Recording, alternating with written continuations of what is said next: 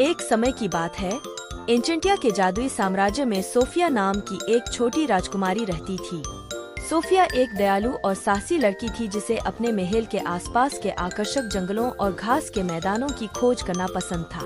एक धूप वाली सुबह शाही बगीचों में घूमते हुए सोफिया की नज़र इंद्रधनुष की तरह जीवंत पंखों वाली एक खूबसूरत तितली पर पड़ी।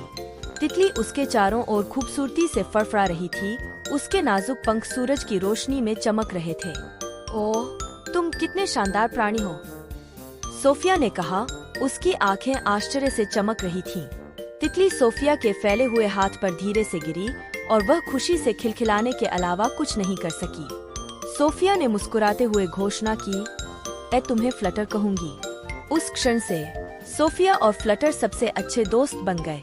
उन्होंने अपने दिन आसमान में उड़ते हुए, छुपे हुए मैदानों की खोज में और एक साथ रोमांचक साहसिक यात्रा पर निकलते हुए बिताए। लेकिन एक दिन एंचेंटिया राज्य पर एक काली छाया पड़ गई। एक दुष्ट जादूगरनी ने अंधकार का जादू कर दिया था, जिससे भूमि निराशा और निराशा में डूब गई थी। एक समय जीवंत फूल मुरझा गए और प्रसन्न पक्षियों ने अपना गाना बंद कर दिया। उसके राज्य के चारों ओर फड़फड़ाया।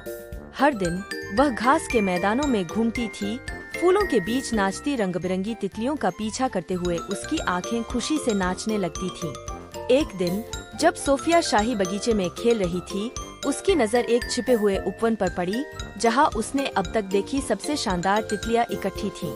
उनके पंख इंद्रधनुष के हर रंग से झिलमिला रहे थे और उनकी हल्की गुंजन ने हवा को संगीत से भर दिया। सोफिया आश्चर्य की भावना के साथ तितलियों के पास पहुंची। ऐसी सुंदरता को देखकर उसका दिल खुशी से भर गया। जैसे ही उसने तितलियों में से एक को छूने के लिए हाथ बढ़ाया, वह उसके फैले हुए हाथ पर धीरे से गिरी। उसके नाजुक पंख उसकी त्वचा से टकरा रहे थे। जादुई प्राणी के साथ जुड़ाव महसूस करते हुए सोफिया ने मुस्कुराते हुए फुसफुसाया, मैं तुम्हें फ्लटर कहूंगी। उस दिन से सोफिया और फ्लटर अविभाज्य साथी बन गए। उन्होंने बटरफ्लाई मीडोज के हर कोने को एक साथ खोजा, धूप में डूबे घास के मैदानों से लेकर फुसफुसाते जंगलों तक। फ्लटर के साथ सोफिया के दिन हंसी और रोमांच से भरे हुए थे। लेकिन एक दिन बटरफ्लाई मीडोज पर एक काली छाया पड़ गई। एक दुष्ट जादूगरनी ने भूमि पर अंधकार का जादू कर दिया था, जिससे सोफिया को जो कुछ भी प्रिय था उसे नष्ट करने की धमकी दी गई थी। फूल मुरझा गए, पेड़ मुरझा गए और तितलियां भी अपना रंग खोने लगीं, जिन्होंने हर्षित नृत्यों और हर्षित चहचहाहट के साथ उसका स्वागत किया। एक दिन जब सोफिया शाही बगीचे में खेल रही थी, उसने एक ऐसी तितली देखी जो उसने पहले कभी नहीं देखी थी। इसके पंख सूर्योदय के रंगों से चमक रहे थे और इसका नाजुक एंटीना जिज्ञासा से कांप रहा था। हालो, छोटी तितली, सोफिया ने अपना हाथ बढ़ाते हुए मुस्कुराते हुए कहा, तुम्हारा नाम क्या है? तितली सोफिया की फैली हुई उंगली पर धीरे से उतरी। उसकी छोटी छोटी आंखें खुशी से चमक रही थीं। मेरा नाम फ्लोरा है, वह गर्मियों की हवा जैसी नरम आवाज में फुसफुसाया। उस क्षण से सोफिया और फ्लोरा सबसे अच्छे दोस्त बन गए। उन्होंने अपने दिन मंत्रमुग्ध घास के मैदानों की खोज, इंद्रधनुष का पीछा करते और फूलों के बीच नृत्य करते हुए बिताए। लेकिन एक दिन फ्लटरलैंडिया पर एक काली छाया पड़ी। एक दुष्ट जादूगर ने अंधेरे का जादू चलाया था, दुनिया से रंग चुरा लिए थे और सब कुछ नीरस और बेजान बना दिया था। अपने राज्य को बचाने के लिए दृढ़ संकल्पित सोफिया को पता था कि उसे जादूगर के जादू को तोड़ने का एक रास्ता खोजना होगा। फ्लोरा को अपने साथ लेकर वह मंत्रमुग्ध जंगल के भीतर रहने वाले जादुई प्राणियों की मदद लेने के लिए एक साहसिक कार्य पर निकल पड़ी। परीक्षणों और चुनौतियों के माध्यम से सोफिया और फ्लोरा ने जंगल के बीचों बीच यात्रा की, जहां उनकी मुलाकात बुद्धिमान बूढ़े उल्लुओं, शरारती परियों और मैत्रीपूर्ण कल्पित बोनों से हुई, जिन्होंने अपनी बुद्धि और जादू साझा किया। नए ज्ञान और साहस से लैस सोफिया और फ्लोरा जादूगर का सामना करने के लिए फ्लटरलैंडिया लौट आए। अपनी छड़ी के एक झटके और अपने दिल में एक गीत के साथ सोफिया ने प्रकाश का जादू चलाया, जिसने अंधेरे को दूर कर दिया और राज्य में रंग बहाल कर दिया। फ्लटरलैंडिया के लोग खुश हुए और सोफिया को एक नायक के रूप में सम्मानित किया गया। लेकिन जश्न के बीच सोफिया को पता था कि यह दोस्ती और प्यार की शक्ति थी जिसने राज्य को बचा लिया था। अपने राज्य को बचाने के लिए दृढ़ संकल्पित सोफिया को पता था कि उसे जादूगरनी का सामना करना होगा और जादू को तोड़ना होगा। फ्लटर के साथ वह जादूगरनी की शक्ति के स्रोत को खोजने के लिए एक साहसी खोज पर निकल पड़ी। परीक्षणों और क्लेशों के माध्यम से सोफिया और फ्लटर ने जादुई जंगल के बीचों बीच यात्रा की, जहां जादूगरनी अपनी छिपी हुई मांद में उनका इंतजार कर रही थी। साहस और दृढ़ संकल्प के साथ सोफिया ने जादूगरनी का सामना किया और उससे अभिशाप हटाने की प्रार्थना की। सोफिया की बहादुरी और शुद्ध हृदय से प्रभावित होकर जादूगरनी नरम पड़ गई और बटरफ्लाई मीडोज में छाया हुआ अंधेरा दूर हो गया। उसकी जगह एक बार फिर सूरज की रोशनी की गर्म चमकने ले ली। अपने राज्य को बचाने के लिए दृढ़ संकल्पित सोफिया को पता था कि उसे जादूगरनी के अभिशाप को तोड़ने का रास्ता खोजने की जरूरत है। फ्लटर को अपने साथ लेकर वह जादुई जंगल के भीतर रहने वाले बुद्धिमान बूढ़े उल्लू की बुद्धि की तलाश करने के लिए एक साहसी खोज पर निकल पड़ी। विश्वासघाती परीक्षणों और जादुई चुनौतियों के माध्यम से सोफिया और फ्लटर ने जंगल के खतरों का सामना किया। उनकी दोस्ती हर बाधा को पार करने के साथ मजबूत होती गई। अंत में वे बुद्धिमान बूढ़े उल्लू के पेड़ पर पहुँचे, जहां उसने उन्हें अपना प्राचीन ज्ञान प्रदान किया। नए ज्ञान और अटूट साहस से लैस सोफिया और फ्लटर जादूगरनी का सामना करने के लिए राज्य में लौट आए।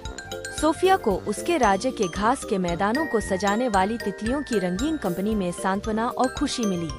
वे उड़ते और खिलखिलाते, हवा में जटिल पैटर्न बुनते, सोफिया को अपनी कृपा और सुंदरता से मंत्रमुग्ध कर देते। सभी तितलियों के बीच एक सोफिया, बेला नामक एक उज्जवल प्राणी के रूप में सामने आई। बेला के पंख नीलमणि और पन्ना के रंगों से चमक रहे थे और उसकी सौम्य उपस्थिति ने सोफिया की आत्मा को आराम पहुंचाया। जैसे जैसे सोफिया बड़ी हुई, वैसे वैसे बेला के साथ उसका रिश्ता भी बढ़ता गया। उन्होंने रहस्य, सपने और हंसी साझा की। उनकी दोस्ती उन फूलों की तरह खिल रही थी जो राज्य को सुशोभित करते थे। साथ में उन्होंने फ्लटरलैंडिया के हर कोने का पता लगाया। धूप से नहाए घास के मैदानों से लेकर छायादार पेड़ों तक उनकी हंसी जमीन पर गूंज रही थी। लेकिन एक दिन फ्लटरलैंडिया पर एक छाया पड़ी। सिर पर काले बादल मंडराने लगे और राज्य के जीवंत रंग फीके पड़ने लगे। सोफिया का दिल दुख गया जब उसने देखा कि तितलियां अपनी चमक खो रही हैं। उनके पंख सुस्त और बेजान हो गए हैं। अपने प्रिय राज्य में खुशी बहाल करने के लिए दृढ़ संकल्पित सोफिया ने अपनी सबसे प्रिय दोस्त बेला की ओर रुख किया। अटूट साहस और असीम प्रेम के साथ वे फ्लटरलैंडिया पर छाए अंधेरे को दूर करने की खोज में निकल पड़े। परीक्षणों और कठिनाइयों के माध्यम से सोफिया और बेला ने साहस और अनुग्रह के साथ चुनौतियों का सामना करते हुए विशाल परिदृश्यों की यात्रा की। रास्ते में उन्हें सभी प्रकार के प्राणियों का सामना करना पड़ा। बुद्धिमान बूढ़े उल्लू, शरारती परियां और मित्रवत वनजीव, जिन्होंने मार्गदर्शन और सहायता प्रदान की। अपनी यात्रा के हर कदम के साथ सोफिया और बेला की दोस्ती मजबूत होती गई। संदेह के समय में वे एक दूसरे का सहारा लेते थे, अपने अटूट बंधन से ताकत लेते थे। अंततः कई कारनामों के बाद सोफिया और बेला को अंधेरे के स्रोत का सामना करना पड़ा, एक दुष्ट जादूगरनी जो फ्लटरलैंडिया की रोशनी को बुझाने की कोशिश कर रही थी। दृढ़ संकल्प से जगमगाते दिलों के साथ सोफिया और बेला एक साथ खड़े थे। उनकी दोस्ती अंधेरे के सामने आशा की किरण थी। प्यार, दोस्ती और अटूट साहस की शक्ति के माध्यम से सोफिया और बेला ने जादूगरनी पर विजय प्राप्त की और राज्य में एक बार फिर रोशनी और रंग बहाल किया। दृढ़ निश्चय से भरे दिल के साथ सोफिया ने जादूगरनी का सामना किया और उससे श्राप हटाने की प्रार्थना की। सोफिया की बहादुरी और दिल की पवित्रता से प्रभावित होकर जादूगरनी नरम पड़ गई और राज्य में छाया अंधेरा दूर हो गया। उसकी जगह एक बार फिर गर्मी और रोशनी ने ले ली। एंचेंटिया के लोगों ने खुशी मनाई और सोफिया को एक नायक के रूप में सम्मानित किया गया। लेकिन जश्न के बीच सोफिया को पता था कि यह दोस्ती और प्यार की शक्ति थी जिसने वास्तव में राज्य को बचाया था। और इसलिए राजकुमारी सोफिया और उसकी वफादार दोस्त फ्लटर ने एन्चांटिया के जादुई साम्राज्य के चमत्कारों का पता लगाना जारी रखा। उनकी दोस्ती का बंधन पहले से कहीं अधिक उज्जवल हो गया।